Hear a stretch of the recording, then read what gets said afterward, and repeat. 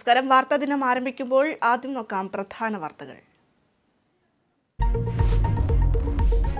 മതപരിവർത്തന നിരോധന നിയമം കർണാടക റദ്ദാക്കി. ബിജെപി പാസാക്കിയ നിയമം റദ്ദാക്കിയത് സിദ്ധരാമയ്യ സർക്കാർ. സ്കൂൾ പാഠപുസ്തകങ്ങളിൽ നിന്നും RSS സ്ഥാപകനെ കുറിച്ചുള്ള ഭാഗവും ഒഴിവാക്കും.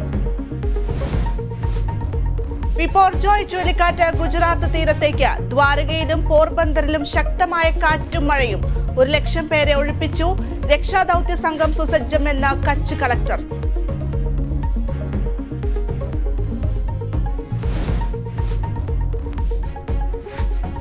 ലൈംഗികാരോപണ കേസിൽ ബ്രിജ്ഭൂഷണെതിരെ കുറ്റപത്രം. ലൈംഗിക പീഡനവും ഭീഷണിപ്പെടുത്തലും കുറ്റങ്ങൾ. പോക്സോ കേസ് റദ്ദാക്കണമെന്ന് പോലീസ്. ബ്രിജ്ഭൂഷണെതിരെ പോക്സോയിൽ തെളിവില്ലെന്ന അന്വേഷണ സംഘം.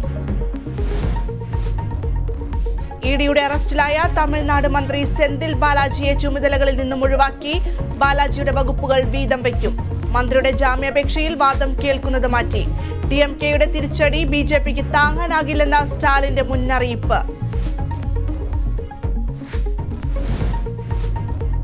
സ്ത്രീത്വത്തെ അപമാനിച്ചെന്ന കേസിൽ നടൻ ഉണ്ണി മുകുന്ദൻ ആശ്വാസം. കേസിലെ തുടർ നടപടികൾ ഹൈക്കോടതി സ്റ്റേ ചെയ്തു. തനിക്ക് പരാതിയില്ലെന്ന യുവതിയുടെ സത്യവാങ്മൂലം. വിദ്യക്കെതിരായ വ്യാജ സർട്ടിഫിക്കറ്റ് കേസിൽ അന്വേഷണ സംഘം വിപുലീകരിച്ചു. സംഘത്തിൽ സൈബർ സെൽ വിദഗ്ധരെ കൂടി ഉൾപ്പെടുത്തി. 10ാം ദിവസവും വിദ്യയെ പിടികൂടാനാകാതെ പോലീസ്.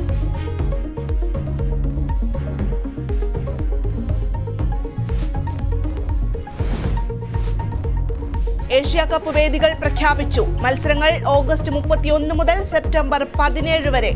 ഇന്ത്യയുടെ മത്സരങ്ങൾക്ക് വേദിയാവുക ശ്രീലങ്ക.